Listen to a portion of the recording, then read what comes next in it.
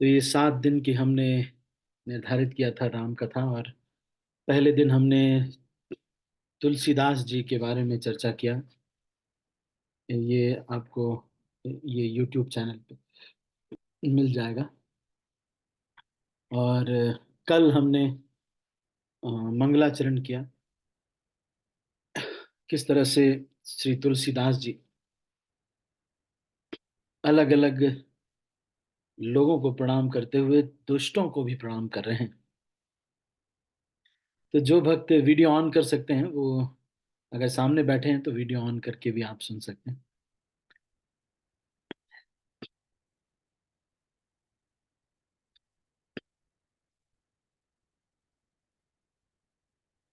ठीक है, हम अपनी कथा को शुरू कर रहे हैं। तो आज से मुख्यतः जो हमारी कथा का जो मुख्य भाग है वो आज से शुरू होता है। जो मुख्य भाग है कथा का वो आज से शुरू होता है। जो घटनाक्रम होता है वो आज से हम शुरू कर रहे हैं। तो अब आप चाहें तो नोट्स बना सकते हैं, और चाहें तो अब जाइएगा नहीं, क्योंकि अब कहानी शुरू होने वाली है। अभी तक तुलसीदास जी का जीवन चरित्र था और इंट्रोडक्शन था, किस तरह से अ, मंगलाचरण इत्यादि करते हैं, पर अब कहानी शुरू हो रही है। तो रामचरितमानस जो ग्रंथ है उसको हम शुरू कर रहे हैं। 130 पेज कल हमने पढ़ लिया था। आज उससे आगे की चर्चा हम कर रहे हैं।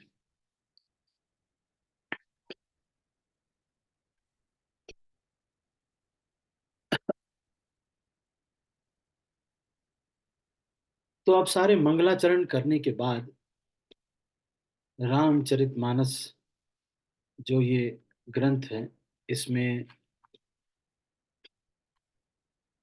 तुलसीदास जी ये बताते हैं कि एक समय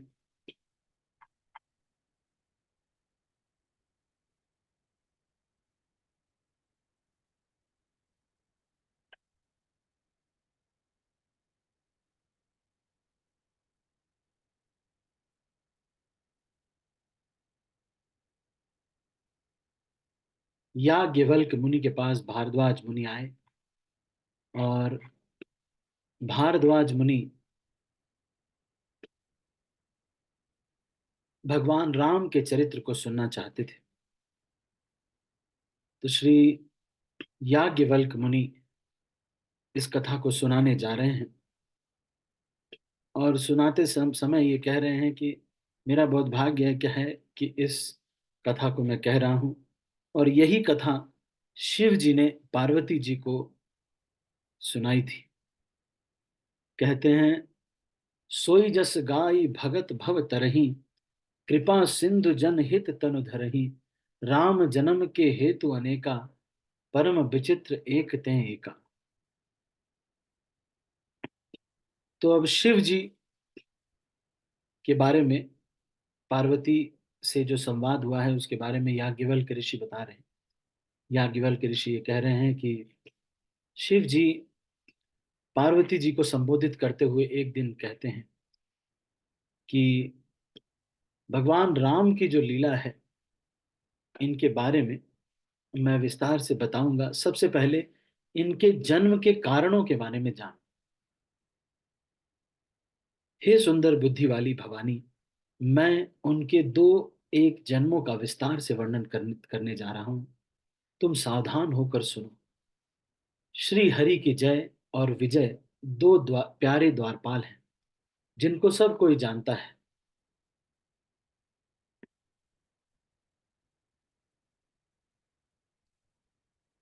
सनकादिक मुनि के श्राप से इन्होंने असुरों का तामसी शरीर पाया। एक का नाम था हिरण्यकशिपु और दूसरे का हिरण्याक्ष।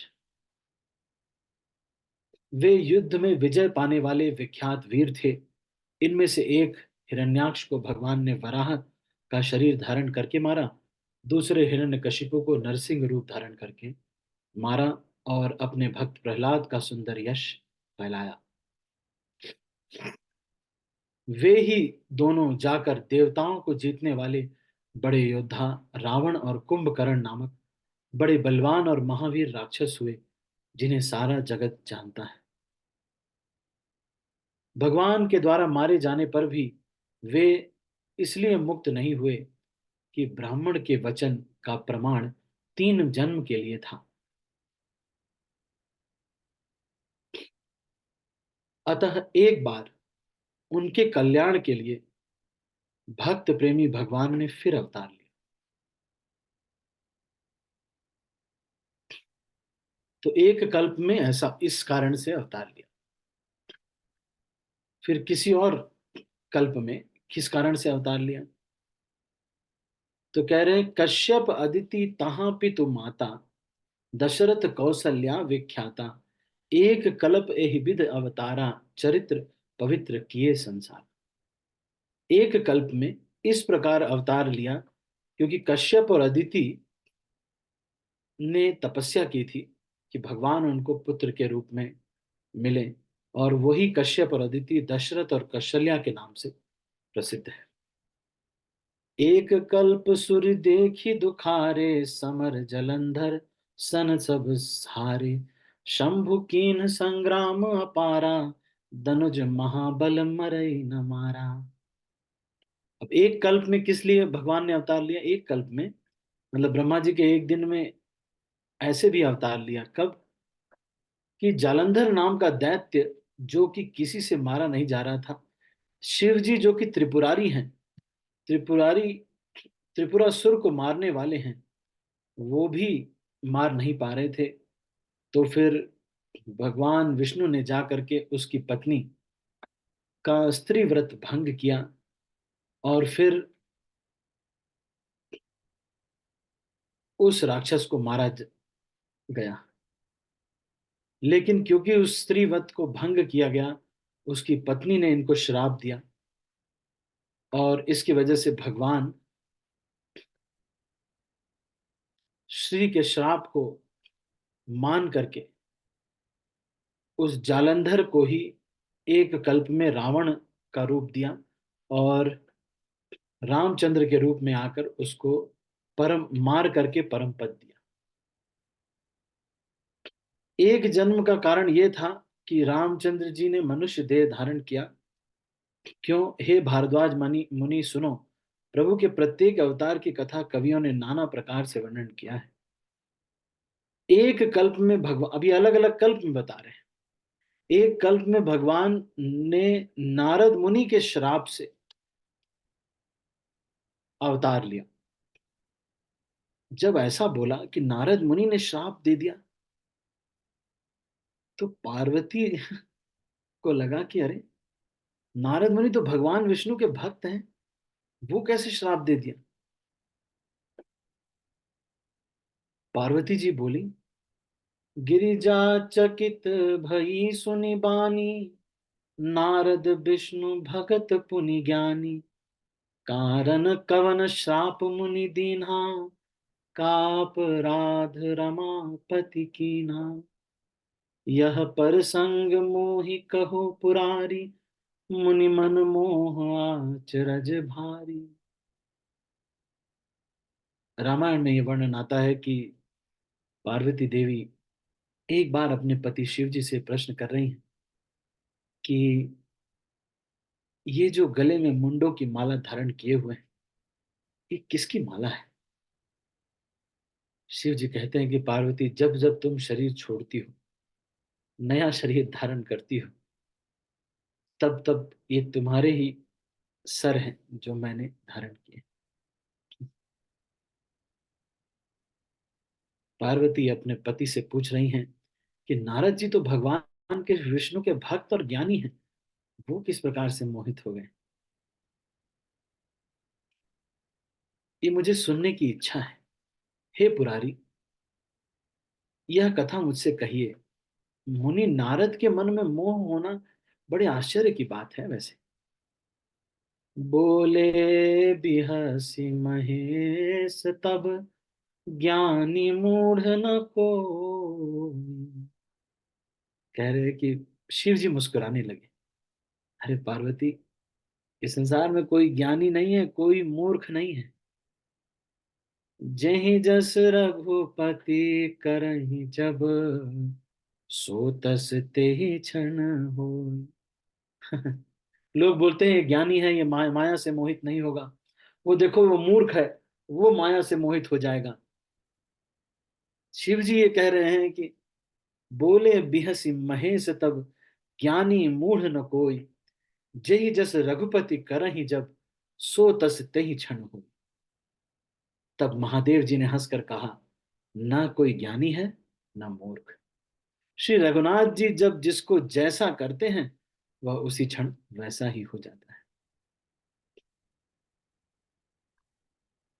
याज्ञवल्क जी, अब ये कथा जो चल रही है, आप समझ पा रहे हैं, ये भारद्वाज मुनि याज्ञवल्क जी के बीच में जो वार्ता है, वो याज्ञवल्क जी शिव जी और पार्वती जी की वार्ता कोट कर रहे हैं।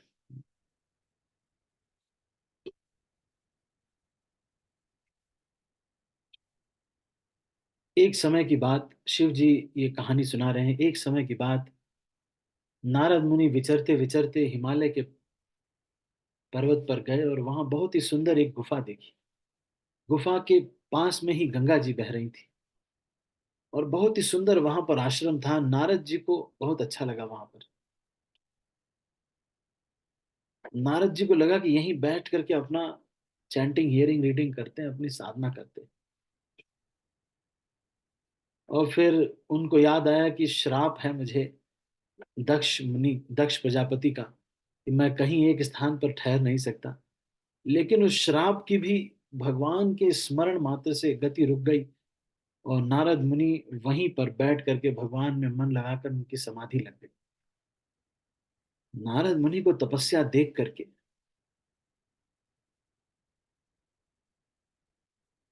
देवराज इंद्र को लगा कि ये मेरा सिंहासन चाहते हैं। इंद्र ने कामदेव को भेज दिया। तुलसीदास जी यहाँ पर कह रहे हैं, सुना सिर मन महु असी त्रासा, चहत देव ऋषि मम पुर बासा। जे कामी लोलुप जग माही, कुटिल काक इव सबहि डेराई। कह रहे कि सुना सिर मन महु असी त्रासा। सुना सिर,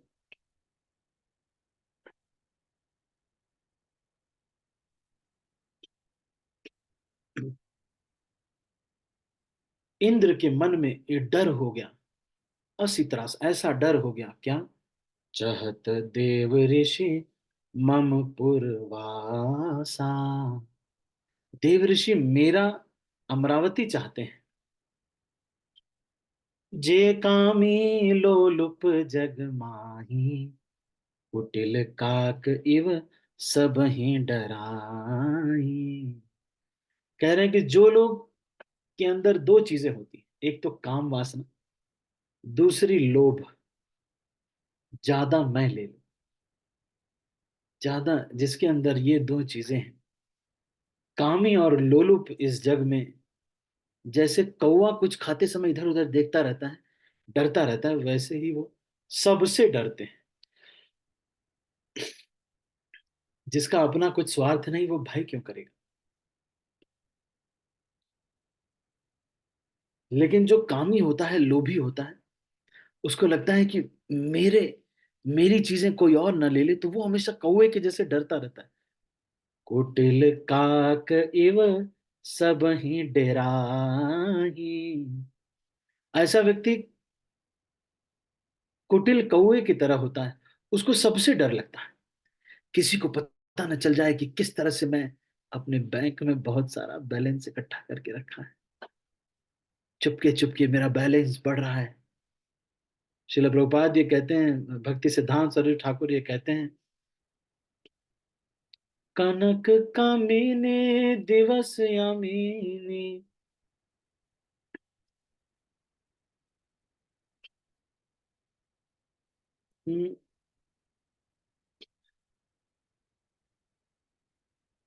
तहार मालिक केवल यादव। दुष्टमा तुम्ही किसेर वैष्णव।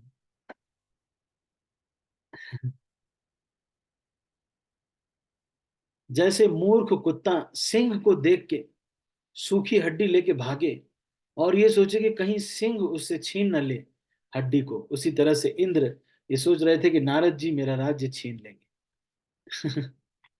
कामदेव आश्रम में आए। नारद मुनि ने देखा कि बहुत अच्छा सुंदर माहौल हो गया, कामदेव जी आ गए। उनके साथ सारी अप्सराएं, उर्वशी स्वयं भी आई। रंभा, मेनका, उर्वशी, सभी, सबसे सुंदर नर नारायण ऋषि ने जिस उर्वशी को प्रकट किया था वो भी आई। सब लोग आए लेकिन कोई भी नारद मुनि को मोहित नहीं कर पाए। नारद मुनि मुस्कुराकर उनसे बात करते हुए और उनको कहा कि आप जाइए, मैं इस कारण से भजन नहीं कर रहा हूं। लेकिन थोड़े समय के बाद जब कामदेव चले गए तो फिर नारद मुनि को सारे पास टाइम्स ध्यान आए कि अरे, उर्वशी तो किसी को भी वश में कर लेती है।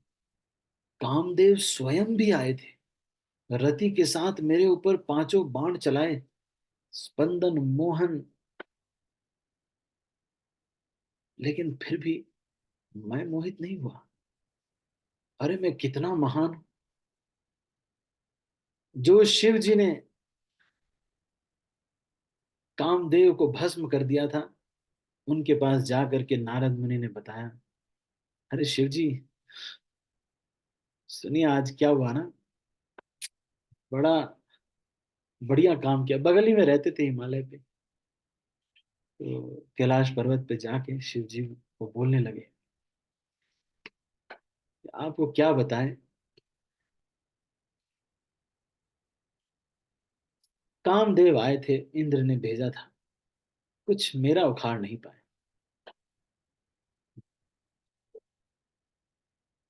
अब महादेव को समझ में आ गया कि इनको थोड़ा सा गर्व हो गया है। महादेव ने कहा कि देखो भाई, ये जो कथा आपने मुझे सुना दी, भगवान को मत सुना देना।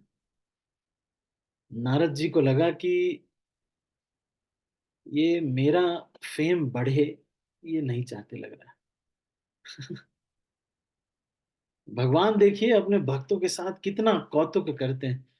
शंभु दीन उपदेश हित, नहीं नारद ही सुहान।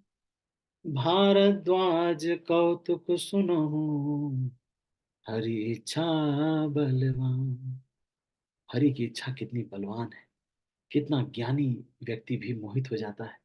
ये दिखाने के लिए, उसको ही ये बताने के लिए कि देखो मेरी माया कितनी प्रबल है। यद्यपि शिव जी ने यह हित की शिक्षा दी, पर नारद जी को अच्छी नहीं लगी। हे भारद्वाज, याज्ञवल्क्य ऋषि कह रहे हैं, अब तमाशा सुनो। भगवान हरि किस तरह से करते हैं, क्या करते हैं भगवान हरि। राम कीन्ह चाहि सोई, करई अन्यथा। शंभु बचन मुनि मन नहीं, तब बिरंची के लोग। शंभू जी के वचन इनको अच्छे नहीं लगे तो ये चले गए ब्रह्मा जी के पास। ब्रह्मा जी को जा करके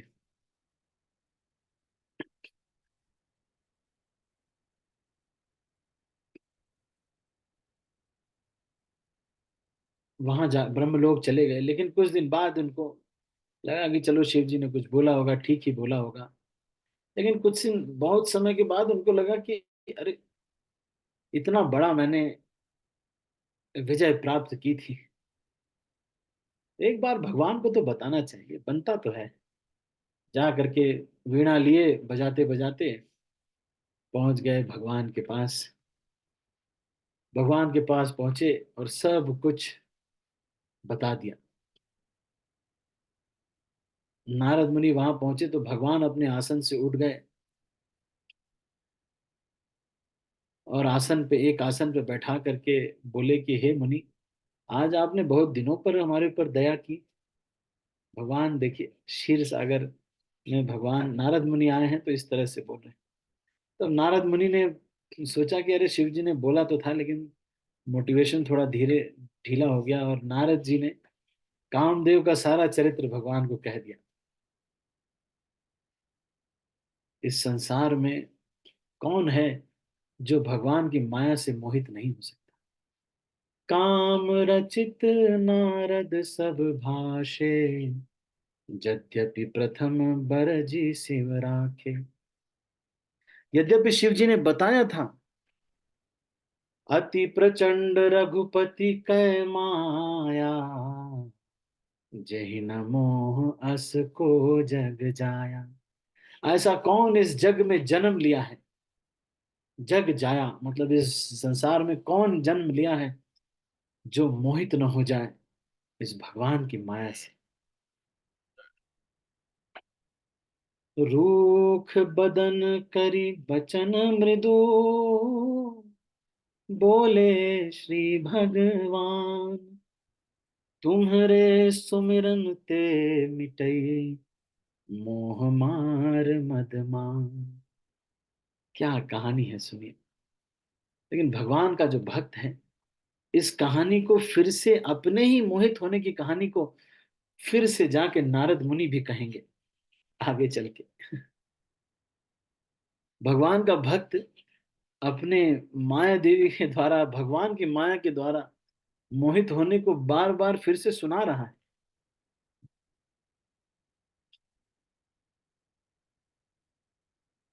भगवान रूखा मुंह करके कोमल वचन बोले, बड़े कोमल वचनों में बोले, हे मुनिराज, आपका तो स्मरण करने से ही दूसरों के मोह काम मद और अभिमान मिट जाते हैं। ये सच बात है कि भगवान के किसी शुद्ध भक्त का स्मरण करने से ये चार चीजें खत्म होने लगती हैं। मोह काम मद अभिमान। मद मतलब किसी कार्य या किसी वस्तु की वजह से अपने को महान समझना, और कुछ कार्य किया है इस वजह से उससे अपने को आइडेंटिफाई करना अभिमान होता है। मोह काम मद अभिमान ये मिट जाते हैं आपका स्मरण करने मात्र से।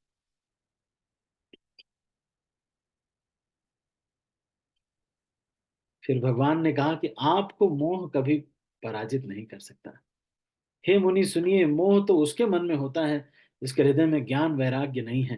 आप तो ब्रह्मचर्य व्रत में तत्पर हैं और बड़े दीर्घ बुद्धि हैं, भला आपको कामदेव कैसे सता सकते हैं। देखो भगवान भी सच में कितने कौतुकी हैं।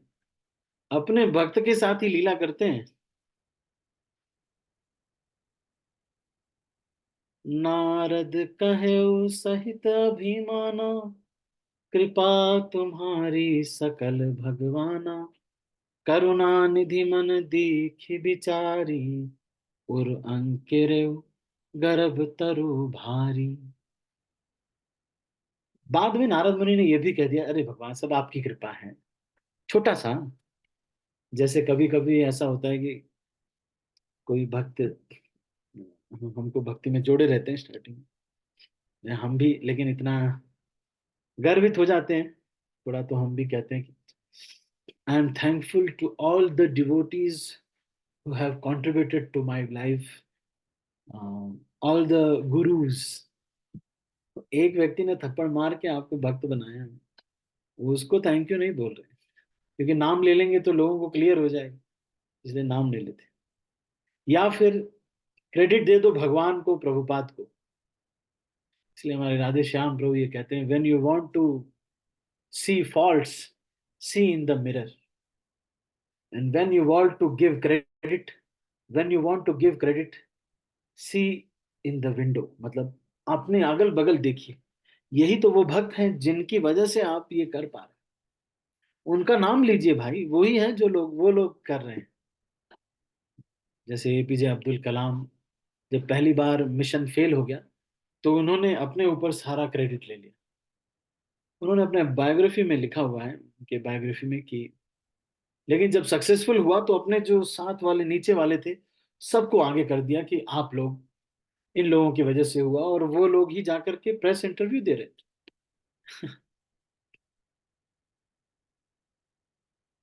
तो यहाँ पर देखिए भगवान क्या कर रहे हैं। भगवान नारद मुनि के हृदय में अभिमान आ गया। कृपा तुम्हारी सकल भगवाना कह दिया, बीच में थोड़ा सा कह दिया, अरे भगवान ये सब तो आपकी कृपा है। बस। लेकिन करुणा निधि मन दीख बिचारी, उर अंकुर गर्व तरु भारी। करुणा निधि ने देख लिया कि मेरे भक्त के अंदर गर्व आ गया है। तो गर्वाहारी जनार्दन, ऐसे भगवान जनार्दन जो कि गर्व को सबसे पहले, सबसे टेस्टी चीज उनको लगता है, the most tastiest paratha of Lord Krishna is गर्व, अभिमान। जब किसी के अंदर गर्व आता है, और अपने भक्त के अंदर आते भगवान को तो सहन सहन ही नहीं होता है। और सबसे पहले कौन कितना भगवान को प्रिय है, ये इसी से पता चलता है कि उसके गर्व को कितना जल्दी भगवान नष्ट कर देते हैं। और जिसको गर्वित होने दे रहे हैं, इसका मतलब अभी उसको भगवान प्रेम नहीं करते। बेगी सो मैं डारी हूँ खारी, पन हमार सेवक हितकारी। भगवान ने कहा कि इनके हृदय में गर्व आ गया है, चलो बेगी सो मैं, बहुत जल्दी मैं डारी हूं उखाड़ी, मैं इसको उखाड़ दूंगा, इस गर्व के पेड़ को। पण हमार, मेरा प्रण है कि मैं सेवक का हमेशा हित ही करता हूं, चाहे जो भी करूं उसका हित ही करूं। इसलिए शिल प्रभुपाद और कृष्ण यही लोग केवल लिख सकते हैं, योर एवर वेल विशर। बहुत कठिन है योर एवर वेल विशर बनना।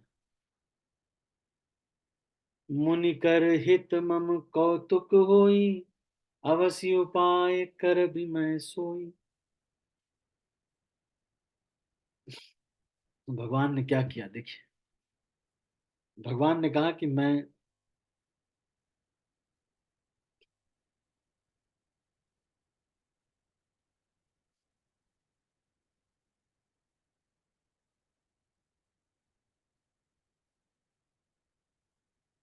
तब नारद मुनि ने क्या किया, भगवान को प्रणाम किया, वहां से चले गए। रास्ते में ही एक बहुत ही सुंदर नगर दिखाई दिया भगवान नारद मुनि को। 400 योजन का नगर था। 400 कोस, 100 योजन का या 400 कोस का नगर था। और वैकुंठ से भी लाखों गुना सुंदर।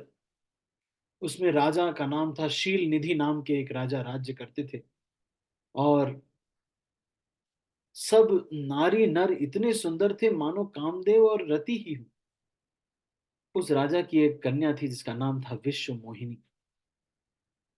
नारद मुनि जब आए तो राजा ने बहुत उनका पाद प्रक्षालन किया, बहुत उनको स्वागत किया, उनको बैठाया, और अपनी बेटी को आगे ले आ करके बोला कि हे नारद मुनि, ये मेरी बेटी है, आप इसके सब गुण दोष देखिए और बताइए कि क्या इसका फ्यूचर होगा, क्या इसको करना चाहिए।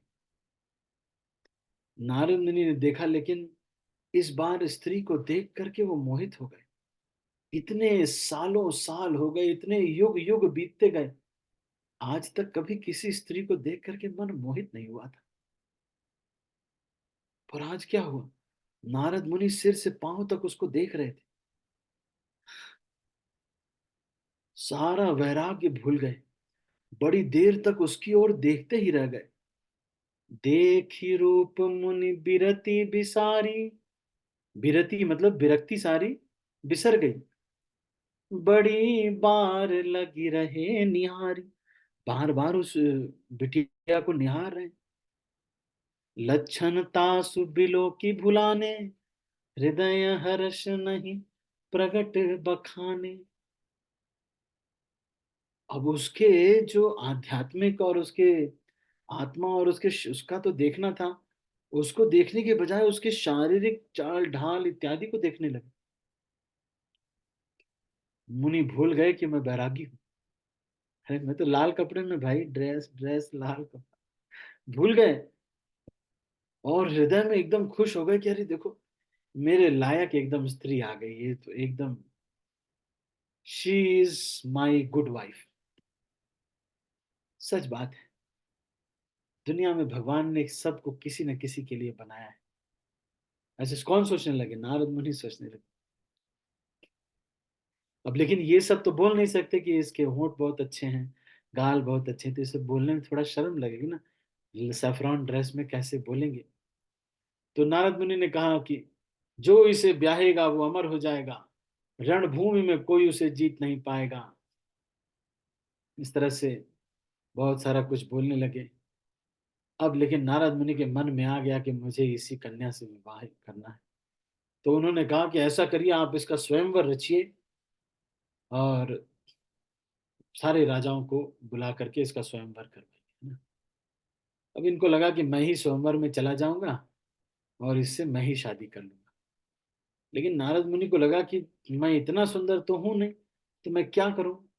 तो इनको लगा चलो भगवान से ही मांग लेते हैं सुंदरता। तो उन्होंने सोचा लेकिन अभी वैकुंठ जाऊंगा, लेट ना हो जाए, तो ऐसा करता हूँ, यही भगवान को प्रार्थना करता हूँ। तुरंत भगवान को प्रार्थना की, भगवान स्वयं प्रकट हुए।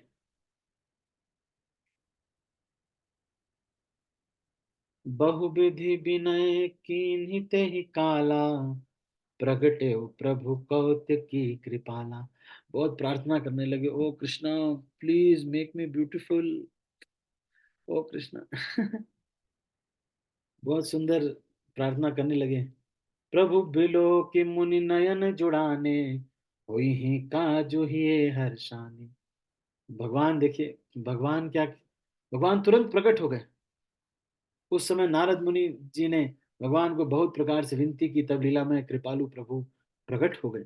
स्वामी को देखकर नारद मुनि के नेत्रों से में जल बहने लगा और मन में बड़े हर्षित हुए। सोचे कि अब तो काम बन ही गया। तुरंत बोले, क्या बोले? सब कुछ कह सुनाए कि देखिए, रास्ते में मैं जा रहा था लेकिन एक स्त्री मुझे दिखी है, ये एकदम मेरे लिए सूटेबल लड़की है, और मुझे लगता है कि यही मेरा प्लान मैंने बना लिया है, कैसे शादी करेंगे, पूरा प्लान है मेरा क्लियर। शादी मेरी हो जाएगी, फिर किस तरह से बढ़िया से कुटिया बना करके हमारे फिर इतने छोटे छोटे चुन्नू मुन्नू बच्चे होंगे, फिर किस तरह से हम लोग, एक को ऋषि बनाना है, एक को ये बनाना है, एक को वो बनाना है, सब प्लान मैं बना लिया। आपसे भगवान बस थोड़ा सा रिक्वेस्ट चाहिए, एक चीज। क्या रिक्वेस्ट चाहिए? अति आरती कही कथा सुनाई, करहु कृपा करी हो सहाय, आपन रूप देहु प्रभु मोहि, आन भांति नहीं पावऊं ओही। कह रहे कि भगवान अपने जैसा मुझे रूप दे दीजिए, बस इतना ही मेरे को चाहिए। ज्यादा हाई फाई नहीं है, भगवान से अगर पत्नी मांगते तो भगवान दे भी देते। लेकिन इन्होंने रूप मांगा। फिर उसके बाद क्या बोलते हैं, अब इनको लगा कि अरे material desire, how can I have material desire in front of Krishna? तो नारद मुनि ने कहा, जेहि विधि नाथ होई हित मोरा, करहु सो बेगी दास में तोरा, निज माया बल देखी विशाला, हिय हंसी बोले दीन दयाला।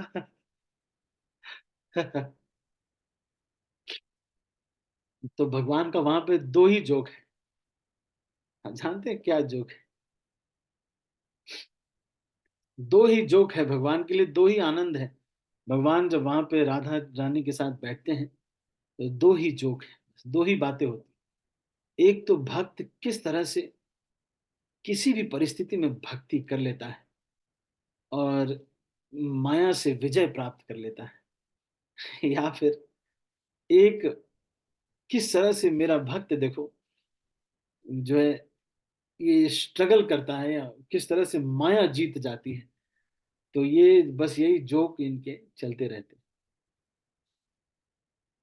हे नाथ, जिस तरह मेरा हित हो आप वही शीघ्र कीजिए, मैं आपका दास हूं। अपनी माया का विशाल बल देखकर दीन दयालु भगवान मन ही मन हंस कर बोले, हंसने लगे। भगवान बोले, अच्छा, भगवान क्या बोले? जेहि विधि होहि परम हित, नारद सुनहु तुम्हार, सोई हम करब न आन कछु, बचन न मृषा अमार, बचन न मृषा अमार। क्या कह रहे हैं भगवान देखो। कह रहे हैं ठीक है, जो तुम्हारा हित होगा वही मैं करूंगा। मांगा भी तुमने क्या मांगा? मांगा फिर उसके बाद ये कह दिया आपने कि आपका हित, अब जब हित मांग रहे हो तो वही दे रहे हैं, वही करेंगे, दूसरा कुछ नहीं करेंगे। आपका परम हित ही होगा, हमारा वचन असत्य नहीं होता। कौन कह रहे हैं ऐसा? वचन न मृषा हमार, भगवान विष्णु बोल रहे हैं। उसके बाद फिर भगवान क्या कह रहे हैं देखिए। तुलसीदास जी इसको लिख रहे हैं। कुपथ माग रुज व्याकुल रोगी, वैद न देई सुनहु मुनि जोगी, एहि विधि हित तुम्हार मैं ठयऊं, कहीं अस अंतर हित प्रभु भयो। क्या कह रहे हैं कि कुपथ माग रुच व्याकुल रोगी, वैद ने दे सुनहु मुनि जोगी, एहि विधि हित तुम्हार मैं ठयऊं। कह रहे हैं कि कई बार, हे योगी मुनि, हे नारद मुनि सुनिए, रोग से व्याकुल रोगी कुपथ मांगे तो वैद्य उसे नहीं देता। कई बार कोई रोग किसी को हुआ रहता है, उस रोग से व्याकुल जो रोगी होता है वो मांगता है, लेकिन फिर भी वैद्य उसको नहीं देता। क्यों? इसी प्रकार मैंने भी तुम्हारे हित करने की ठान ली है, ऐसा कहकर भगवान अंतर्धान हो गए। माया विबस भये मुनि मूढ़ा, समुझी नहीं हरि गिरा निगूढ़ा, गवने तुरत तहाँ ऋषि राई, जहां स्वयंवर भूमि बनाई। माया के विवश होकर के मुनि जो है, भगवान की जो लाइन थी, मेरा मैं तुम्हारा हित ही करूंगा, इस चीज को गिरा मतलब जो जबान है उसको समझ नहीं पाए, और सीधा चले गए स्वयंवर में। स्वयंवर में एक आसन पे बैठे, उनको लगा कि मैं बहुत सुंदर हूं। वहां पर दो शिव गण भी बैठे हुए थे, उनके बगल में ब्राह्मण के रूप में बैठ गए। वो जा करके बोलने लगे, अरे इतना सुंदर कौन आ गया भाई, बहुत ज्यादा सुंदर, ये तो एकदम।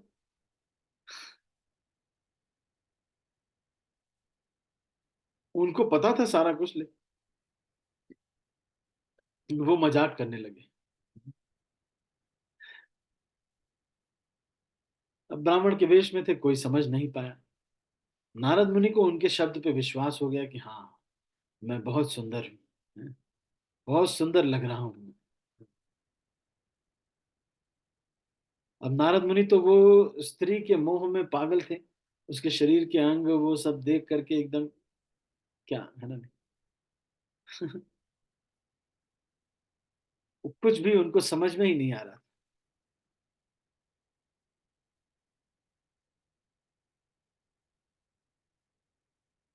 लेकिन केवल राजकन्या ने उनका वो वाला रूप देखा, बाकी सबने तो ये देखा कि वो नारद मुनि ही हैं। लेकिन केवल राजकन्या जो थी, उसने ये देखा कि एक राजा के रूप में एक बंदर का मुंह लेकर के ये है, तो दूर से ही वो भाग रही थी। जहां जहां भागती ये पहुंच जाते। सोचते कि ये मुझे वरमाला पहनाएगी। देखो भगवान भी कितने कौतुकी। तब तक तो भगवान भी वहां आ गए, है ना। और शिव जी के गण वहां पे मुस्कुरा रहे थे, ये सोच करके देखो, बार बार उचक रहे हैं, छटपटा रहे हैं कि अरे मुझे मिल जाए, मेरे मेरे को वरमाला पहना दे, प्लीज प्लीज प्लीज। लेकिन शिव जी के गण मुस्कुरा रहे हैं ना। लेकिन जो राजा का शरीर धारण करके भगवान स्वयं वहां पर आए, जैसे ही वहां देखी राजकुमारी ने देखा कि स्वयं भगवान विष्णु आ गए हैं, तो उनके गले में जयमाला डाल दी। और भगवान उनको ले करके चल दिए। अब जब उसका दूसरे किसी से विवाह हो गया तो इनको बहुत दुख हुआ, नारद मुनि को। अरे, ऐसा लगा जैसे कि कोई अंगूठी अपनी बहुत महंगी वाली गिर गई हो।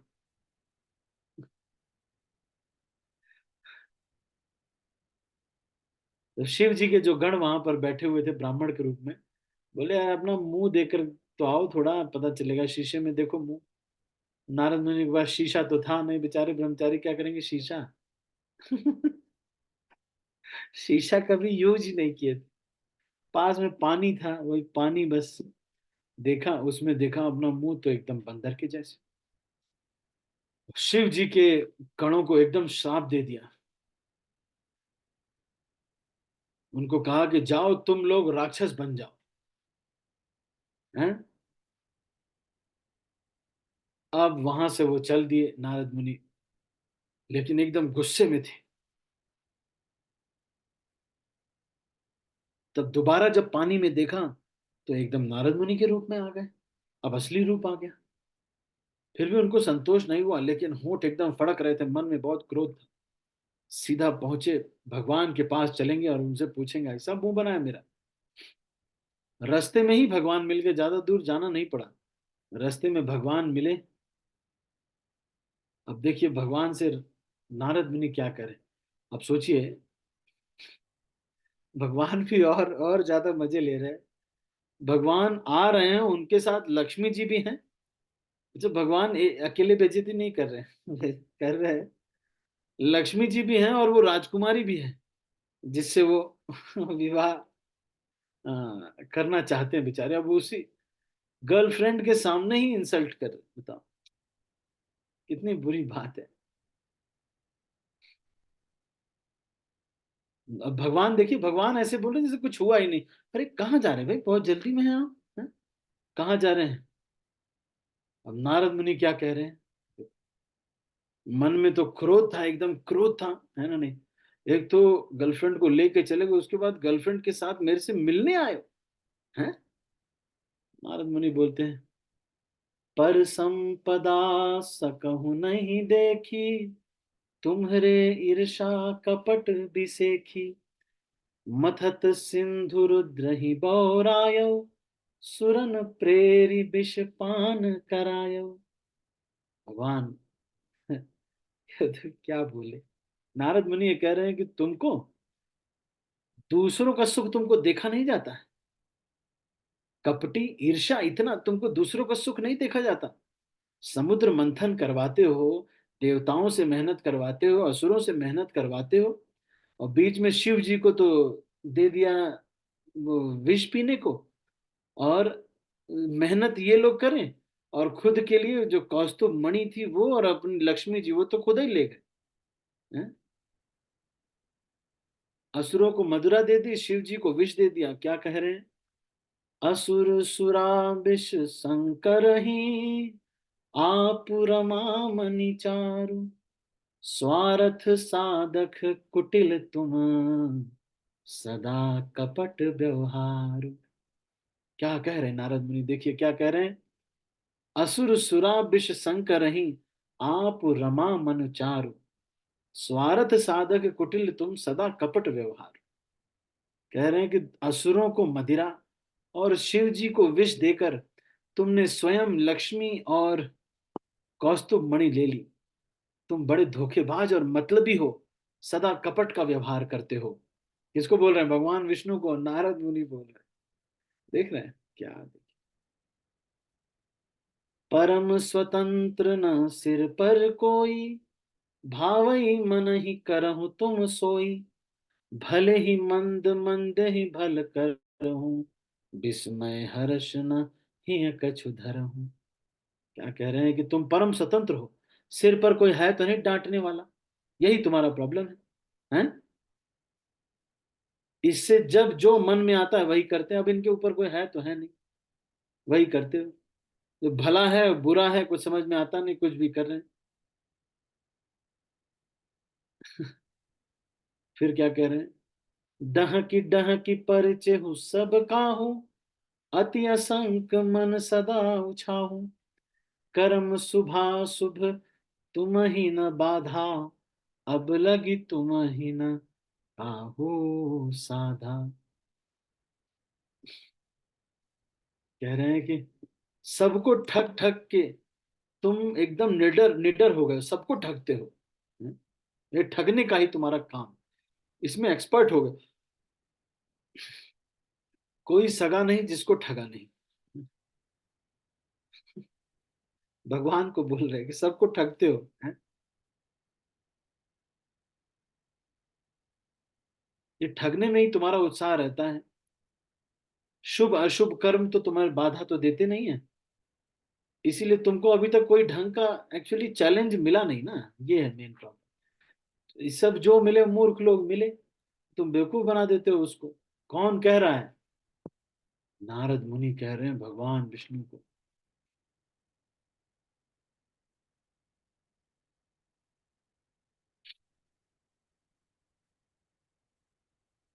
भले पवन भवन अब बायन दीन्हा, पावहु गे फल आपन कीन्हा। बंचे हूँ मोहि जवन धरि देहा, सोई तनु धरहि श्राप मम एहा। कह रहे हैं कि जिस तरह से तुमने, अब इस बार तुम्हारा पंगा अच्छे व्यक्ति से हुआ है। मैं नारद मुनि हूँ बाबा, इस बार तुम्हारा पंगा बहुत बड़े व्यक्ति से हुआ है। अब तुमने बहुत जबरदस्त आदमी से छेड़खानी की है, अब सुनो क्या होता है। अतः इसका तुम्हें अवश्य फल मिलेगा। यही मनुष्य शरीर धारण करके जिससे तुमने मुझे ठगा है, तुम भी वही शरीर शरीर धारण करो, ये मेरा श्राप है। तुमने हमारा रूप बंदर का सा बना दिया, इससे बंदर ही तुम्हारी सहायता करेंगे। मैं जिस स्त्री को चाहता था, उससे मेरा वियोग कराकर तुमने मेरा बड़ा अहित किया है। इससे तुम भी स्त्री के वियोग में दुखी होगे। कौन श्राप दे रहा है? नारद मुनि। भगवान देखिए क्या भगवान तो एकदम इम्प्रेस ही कर देते हैं सच में। श्राप शीस धरी हरसिया, प्रभु बहु बिनती कीन्ह।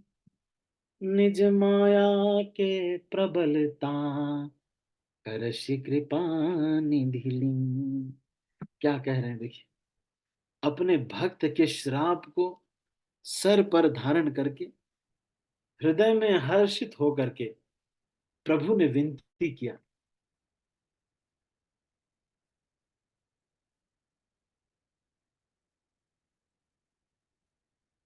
कि I am sorry, I am very sorry. ऐसा मत कीजिए, जाने दीजिए, सॉरी सॉरी। भगवान भगवान देखिए नारद मुनि से कह रहे हैं, प्लीज प्लीज ऐसे मत ऐसे मत, प्लीज सॉरी। सॉरी बोल रहे हैं भगवान, है ना नहीं? फिर कृपा निधान भगवान ने फिर उसी समय अपने माया का जो आवरण है उसको हटा दिया। जैसे ही माया का आवरण हटा, जब हरि माया दूर निवारी, नहीं तह रमा न राजकुमारी। तब मुनि अति सभीत हरि चरना, गहे पाहि प्रणता रति हरना। वहीं से फिर लक्ष्मी जी भी गायब हो गई ना, राजकुमारी भी नहीं थी वहां पे। सारा जो राज्यपाट सब खत्म हो गया। नारद मुनि को ध्यान आया कि अरे भगवान, ओहो मेरे से कितनी गलती हो गई। भगवान मुझे क्षमा कर दीजिए, मैं ओहो सॉरी सॉरी सॉरी। आप तो शरणागत वत्सल हैं, ये है वो है बोलने लगे।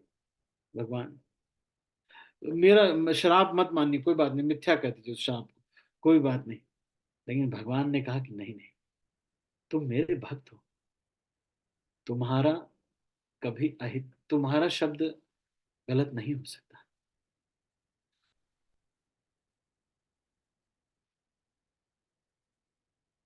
इसलिए तुम जाओ, शिव जी की शरण लो, शिव जी से गाइडेंस भी लीजिए। नारद मुनि आप जाइए, अपने काउंसलर के पास जाइए, वहां जा करके थोड़ा बातचीत कीजिए, और फिर आप आइए। लेकिन अब आपको मेरी माया कभी प्रभावित नहीं करेगी, आप चिंता मत कीजिए।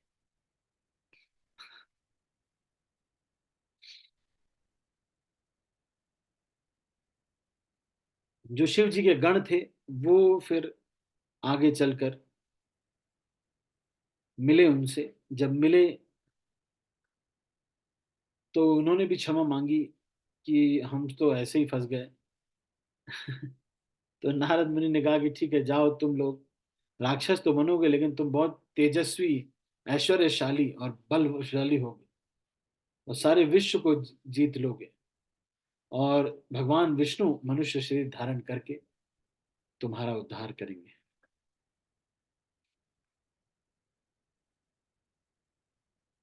तो एक कल्प में इसलिए भी भगवान ने अवतार लिया। तुलसीदास जी ये कहते हैं कि इस तरह से आ, अच्छा, शिव जी ही ये कह रहे हैं। शिव जी कह रहे हैं, हरि अनंत हरि कथा अनंता, कहाँ ही सुना ही बहुविधि सब संता, रामचंद्र के चरित सुहाए, कल्प कोटि लगी जाहि न गाए। अब शिव जी ये कह रहे हैं कि मुझे करोड़ कल्प लग जाएंगे तब भी मैं रामचंद्र जी के गुणों का बखान नहीं कर सकता।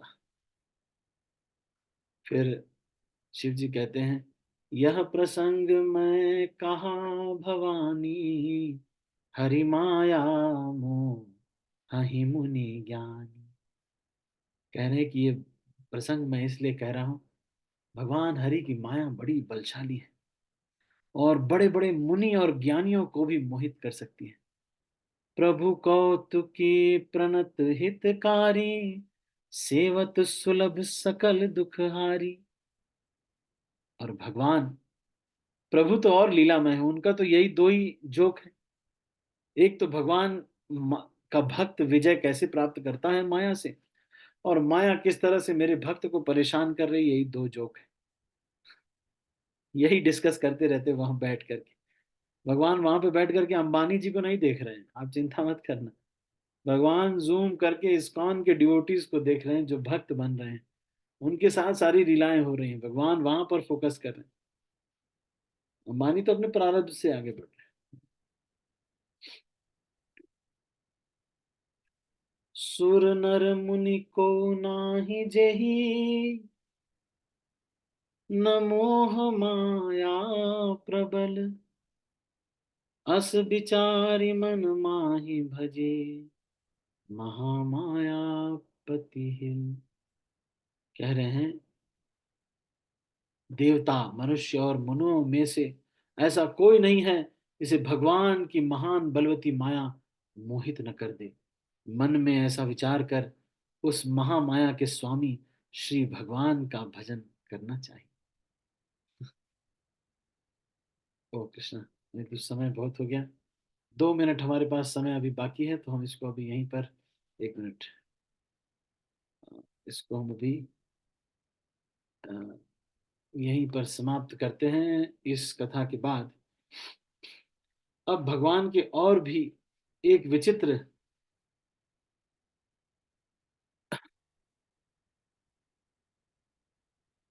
एक और कथा है।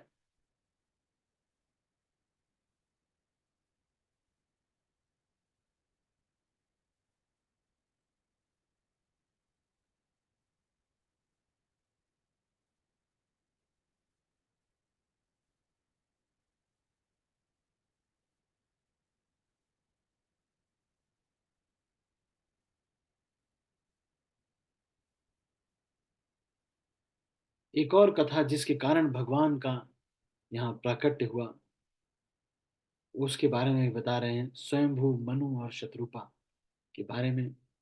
तो उसकी चर्चा और उसके आगे की चर्चा हम अगले प्रसंग में करेंगे। तो अभी हम इसको यहीं पर समाप्त करते हैं। आज हमने थोड़ा कम चर्चा किया, लेकिन कथाओं के अनुसार हम चर्चा करेंगे, तो आप इसको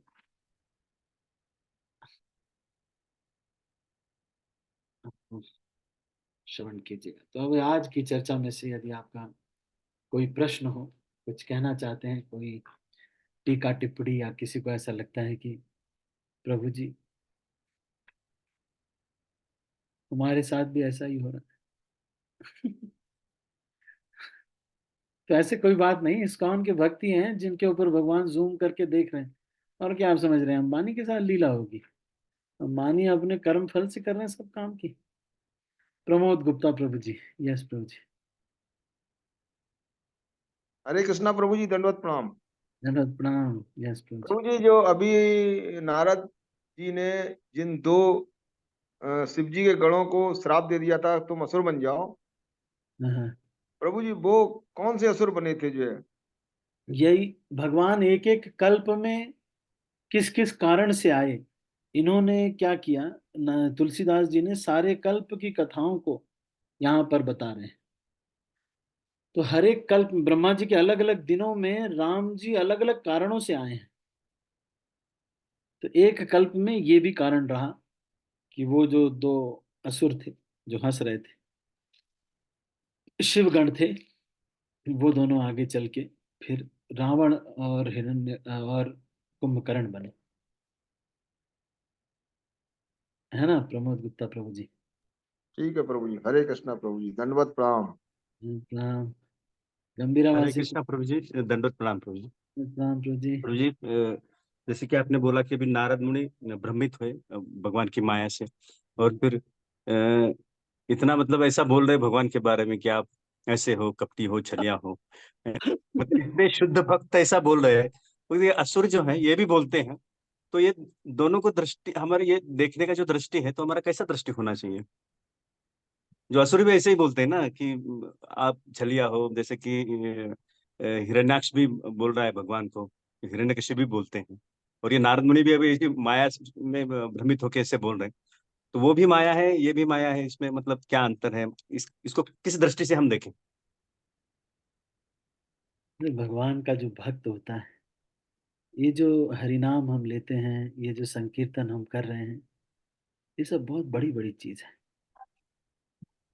तो ये सब जो कोई भी व्यक्ति करता है बहुत महान है। श्रीमद् भागवतम में एक श्लोक आता है कि सारी तपस्या, सारे योग सिद्धि, सब कुछ वो लोग जो ये बीट बैग लेकर के गले में घूम रहे हैं, इस्कॉन के डिवोटी जो बीट बैग कभी कभी अपने हाथ में फंसा करके, या फिर कीर्तन प्रसादम हॉल में झाड़ू लगा रहे हैं, बीट बैग लेके टांग के घूम रहे हैं, ये बहुत बड़े लोग हैं। इसलिए इन भक्तों के जीवन में जो कुछ भी हो रहा है वो भगवान ही कराते हैं। इसलिए जब जब किसी भक्त को देखें जो भगवान की सेवा में किसी न किसी प्रकार से लगा हुआ है, उसके जीवन में तो भगवान पहली बार ही जब माला करने का, हरिनाम करने का उसने निर्णय लिया था, तो ब्रह्मा जी वहां पर माला बनाने लगे थे, सारे देवी देवता आरती का प्लेट तैयार कर रहे थे, पाप इत्यादि जो कुछ भी है वो सब कांपने लगे थे। जब पहली बार I will chant 4 rounds today from tomorrow onwards, जब उसने निर्णय लिया था, तभी बहुत शक्तिशाली हो गए थे। तो ये बहुत बड़े लोग हैं। भगवान की भक्ति बहुत बड़ी चीज है। इसलिए जो भक्तों के जीवन में जो कुछ भी होता है, इसको लीला समझ करके मुस्कुरा करके इसको टाल देना चाहिए। और इस समय जो असुर लोग हैं, उनके जीवन में तो सब प्रारब्ध से हो रहा है। कुछ कर्म फल है उससे हो रहा है ना। तो मेरा आसिफ जी भक्त हैं अगर, तो ये चैतन्य महाप्रभु की लीला के पाठ है। सारे इस्कॉन के भक्त लोग चैतन्य महाप्रभु की जो लीला है उसके पाठ पाठ। इसलिए हम सब एक दिन ये लीला लिखी जाएगी, एक किताब लिखी जाएगी, और उसमें ये राम कथा के बारे में भी वर्णन आएगा, और आएगा कि एक बार गंभीरावासी प्रभु ने ये प्रश्न पूछा। आगे चल के ये बुक लिखी जाएगी। है ना। तो ये सब लीला चल रही है। क्या है, वो एक प्यार आता है ना, अद्यावधि से लीला करे गौर राय, कोनो कोनो भाग्यवान देखी बारे पाए। है कि नहीं। है ना गंभीरावासी प्रभु जी। Thank you. हरे कृष्ण। ठीक। हरे कृष्ण। हरे हरे कृष्ण धन्यवाद प्रणाम। ठीक है, और कोई भक्ति का कुछ प्रश्न है?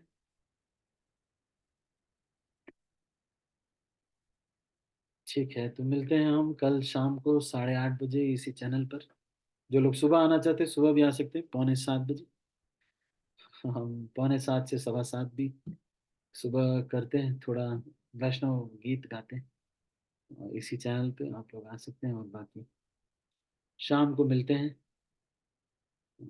भगवान राम की कथा और आगे बढ़ाएंगे। बड़ी रोचक, हमको भी बहुत अच्छी लग रही है, आपको भी आनंद आ रहा होगा। बड़ा टेस्टी है। और रामचरितमानस जो तुलसीदास जी ने लिखा, उस समय कुछ इंस्ट्रक्टिव होने का एक थोड़ा मूड चल रहा था, क्योंकि बहुत सारे और भी नाभादास जी और इत्यादि बहुत सारे आचार्य लोग रहे उस समय। तो इसलिए बड़ा मार्मिक और बहुत प्रेरक कहानियां, और उसके साथ साथ बहुत अच्छी सीख दे रहे हैं भगवान। मैं ये भी सोचता हूँ कि 5 मिनट का एग्जाम भी होना चाहिए, लेकिन नहीं हो पाएगा। 1 घंटे का ही है, क्योंकि 9:30 बजे फिर हमारा 9:45 सोने का भी है। ठीक है, तो हम इसको अभी यहीं पर समाप्त करते हैं। आप सभी भक्तों का बहुत बहुत धन्यवाद। हरे कृष्णा। सभी सभी भक्तों को कृष्णा कॉन्शियस नाइट।